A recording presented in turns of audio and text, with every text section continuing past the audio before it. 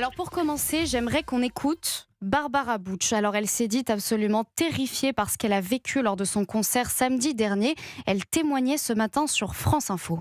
J'ai dissocié un peu pendant le concert. J'ai essayé de tenir le plus longtemps possible sur scène parce que c'est mon travail et que je me suis dit qu'il y avait des gens qui venaient quand même pour m'écouter. Mais bon, jusqu'à ce que ma sécurité Soit en jeu. il y avait beaucoup de violences verbales et oui, j'ai reçu des projectiles. C'était d'une violence inouïe. J'ai eu extrêmement peur. J'ai eu un tel choc que je pouvais plus bouger pendant des jours et que c'était comme si en fait on m'avait envoyé des coups de poing au niveau du plexus solaire. Alors Antoine Armand, vous avez écrit en tant que maire d'Annecy à Barbara Bush pour l'inviter à se produire. Vous invitez d'ailleurs tous les maires à faire de même. Le maire de Bonifacio a suivi votre démarche. Pourquoi avoir fait cela et est-ce que Barbara Bush vous a d'ores et déjà répondu ? Écoutez, j'ai fait ça parce que comme citoyen et évidemment comme élu, je me suis senti révolté de voir qu'en 2026 en France, on pourchassait, on lynchait, on empêchait de s'exprimer une artiste femme homosexuelle et évidemment juive, parce que derrière les pseudo-revendications politiques, derrière les termes de sionistes, on voit bien que c'est l'antisémitisme sauce LFI qui est derrière tout cela. Et j'ai considéré que c'était notre responsabilité d'enrayer tout de suite, comme élus locaux, la spirale de la peur et de la censure et de permettre aux artistes de s'exprimer. Et donc que j'ai voulu convier Barbara Bush à Annecy. Elle m'a immédiatement très chaleureusement remercié et répondu. J'espère que dans les prochaines semaines ou dans les prochains mois, si un moment peut être trouvé, elle viendra. En tout cas, je crois que c'était notre devoir, que c'était mon devoir de dire, que Barbara Bush doit être bienvenue dans toutes les communes de France, de l'inviter à Annecy et de dire à mes collègues maires, y compris aux collègues maires de gauche bien silencieux pour le moment, qu'il est temps de dire stop à ces délires et à ces dérives. Et alors, on a appris dans la journée qu'un autre concert vient d'être annulé sous la pression, c'est celui d'Amir à Marseille. Les organisateurs évoquent des raisons de sécurité et des appels à manifester visant le chanteur franco-israélien.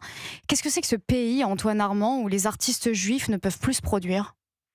C'est la question que je me suis posée samedi dans la nuit en voyant l'annulation du concert de Barbara Bush. C'est la question qu'on peut se poser en voyant qu'à nouveau, comme par hasard, si vous me passez l'expression, c'est un autre artiste juif qui, cette fois, pour des raisons de sécurité, nous dit-on, est empêché. Il n'y a pas de raisons de sécurité C'est un prétexte, bien sûr. qui doivent conduire à minimiser l'antisémitisme en France. Et c'est absolument intolérable. Et si nous, élus locaux, on laisse passer ça maintenant, on ne pourra pas dire qu'on était au rendez-vous de la République et de la fermeté. Et donc c'est maintenant qu'il faut agir. Et ce qui peut paraître un symbole aujourd'hui, inviter une DJ femme juive en France à jouer un concert dans une ville comme Annecy, n'est pas qu'un symbole, c'est le début de la révolte citoyenne et républicaine contre l'antisémitisme de LFI. Antoine Armand, Vincent Roy a une question pour vous. Oui, bonsoir monsieur le maire. Je souscris à tout ce que vous venez de dire, évidemment. Comment expliquez-vous sur des questions aussi importantes, parce qu'on n'a jamais vu ça depuis Vichy, des artistes juifs qui sont empêchés de se produire. Enfin, à ma connaissance, on a rarement vu ça dans ce pays, fort heureusement, mais enfin, il y a une période à laquelle tout cela fait penser. Comment expliquer, selon vous, le silence du président de la République sur cette question ? Je pense que le président de la République a eu l'occasion de s'exprimer de nombreuses fois sur la liberté culturelle, artistique, et il la défend. En réalité, c'est d'abord aujourd'hui la responsabilité des maires. Ce sont les communes qui permettent de garantir le bon déroulé d'un concert. Et pour vous le dire très concrètement, si demain Barbara Bush venait se produire à Annecy, ce serait ma responsabilité, avec les services de l'État locaux bien sûr, mais de m'assurer que le concert se passe. Et moi, je vais vous dire, maintenant que je suis devenu maire, j'ai été ministre, j'en ai un petit peu marre que les maires se défaussent. Non, c'est notre responsabilité. Il n'y a pas besoin d'aller chercher ailleurs. C'est bien à nous d'assurer cette responsabilité-là. Oui, mais en tant que maire, c'est impossible, Antoine Armand, de prévoir qu'en fait, vous allez avoir des dizaines et des dizaines de militants pro-palestiniens, voire d'élus insoumis, comme on l'a vu avec Alain Brunon à Grenoble. C'est vrai que ça, c'est quelque chose qu'on ne peut pas prévoir. S'ils sont des dizaines à arriver pour balancer des projectiles, malheureusement, en tant que maire, vous ne pouvez pas faire grand-chose. Vous avez raison de dire que ça se fait en coopération avec les services de l'État, police nationale, gendarmerie, Voilà. etc. Mais notre premier devoir, c'est d'inviter les artistes à se produire et de leur dire qu'on ne fléchira pas. Comment ça s'est passé à Grenoble ? Je n'y étais pas, je ne sais pas. Est-ce que la mairie de Grenoble, dont je rappelle que l'élu LFI qui a orchestré le tract antisémite et la manifestation, n'est élu que grâce à la maire de Grenoble, qui a fait une Absolument, on va en alliance avec parler. LFI ? que grâce à... Donc il y a un moment, et moi je me tourne aussi vers les collègues maires de la gauche écologiste ou socialiste, c'est très bien de faire des tweets le dimanche matin pour dire LFI c'est quand même scandaleux. Si c'est pour le lundi faire la NUPES 4.0, ça n'a aucun intérêt. Donc il est temps maintenant de se réveiller et de convier Barbara Bush à jouer, à se produire partout où elle le souhaite. Alors Antoine Armand, dans votre invitation à Barbara Bush, donc vous parlez justement de cette alliance de la honte, c'est ce qui a permis évidemment l'élection à Grenoble, une alliance entre la gauche et l'extrême gauche. Antoine Armand, vous êtes à Renaissance et donc un soutien de Gabriel Attal, si je ne m'abuse. Et pourtant, en 2024, Gabriel Attal a appelé à voter la France Insoumise plutôt que le Rassemblement National aux législatives. Est-ce que désormais vous dites plus jamais LFI ? Ce que je peux vous dire, c'est qu'il m'est désormais comme citoyen et comme élu local impossible, inimaginable, quelles que soient les circonstances, de mettre un bulletin pour la France Insoumise. Et oui, il faut reconnaître que ces derniers mois, des caps dans le scandale et dans les dérives ont été passés.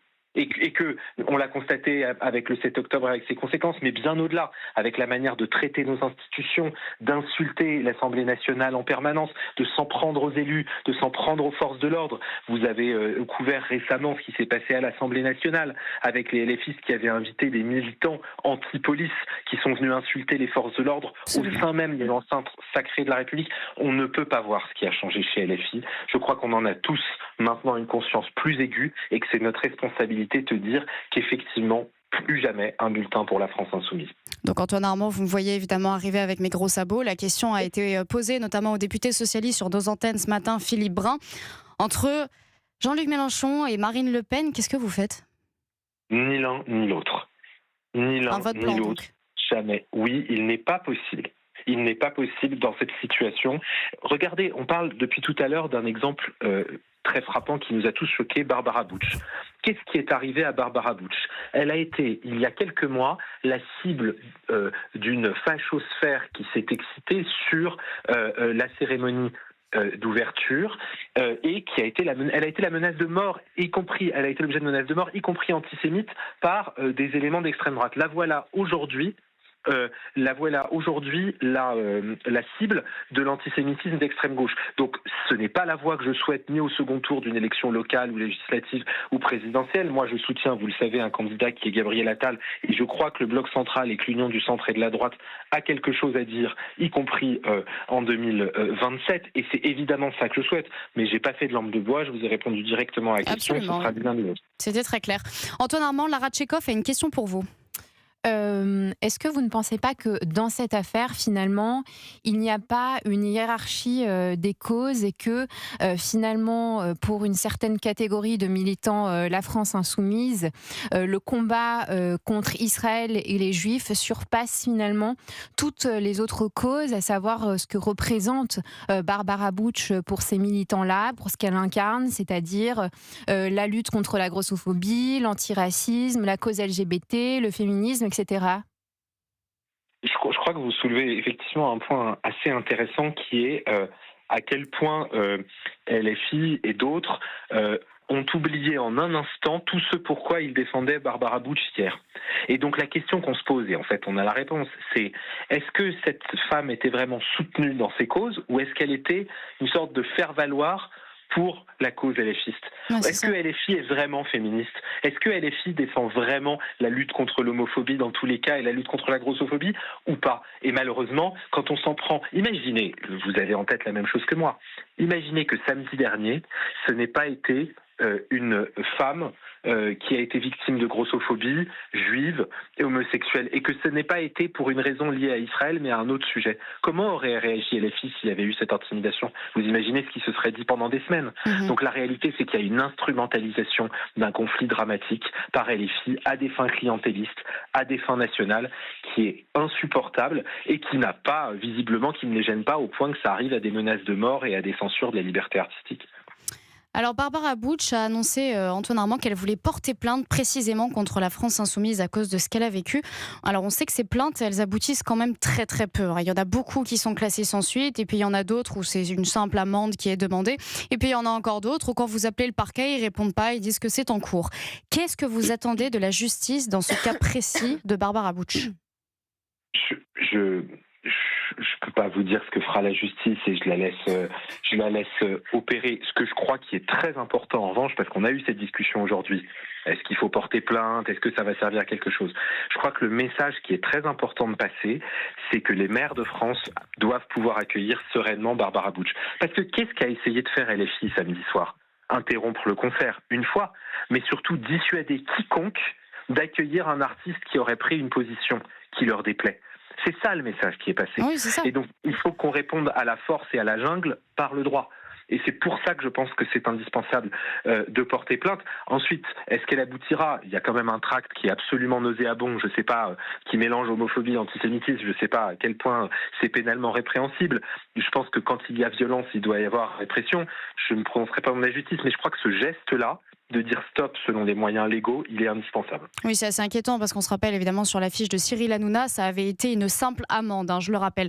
Alors Barbara Bush, on l'a dit, bien sûr, une icône progressiste, une icône évidemment LGBT. Elle parle, elle, justement, ça fait encore plus mal parce que ça vient de mon propre camp.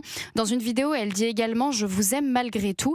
Est-ce que vous n'avez pas le sentiment, justement, de la part notamment de cette gauche républicaine qui s'allie avec LFI en permanence, il y a une espèce de syndrome de Stockholm en fait qui se fait, c'est-à-dire qu'elle regrette ça, mais en même temps elle continue de les aimer. J'ai trouvé cette réaction assez curieuse. Qu'est-ce que vous en pensez? Je pense que d'ailleurs Barbara Bush l'a très bien exprimé aujourd'hui, que le choc est très profond et sans doute, moi je connais pas les personnes dont elle parle, mais sans doute quand vous avez des associations qui vous ont soutenu pendant des années, des personnalités qui les représentent, qui du jour au lendemain ne condamne pas une telle agression, vous vous dites mais qu'est-ce qui se passe? Et ça revient à ce que disait Lara Tchekov tout à l'heure, c'est est-ce qu'au fond, il y a des causes qui doivent supprimer toutes les autres? Est-ce qu'au nom d'une opinion politique, je veux quand même rappeler, parce que vous le savez très bien, il faut quand même rappeler aux auditeurs la cause de départ d'après LFI, signer une tribune soutenant une proposition de loi pour lutter contre l'antisionisme et l'antisémitisme. Qu'on soit d'accord ou pas, ça veut dire quoi? Ça veut dire qu'on va examiner ce que pensent les artistes avant de savoir s'ils ont le droit de se produire ou pas? C'est ça la France?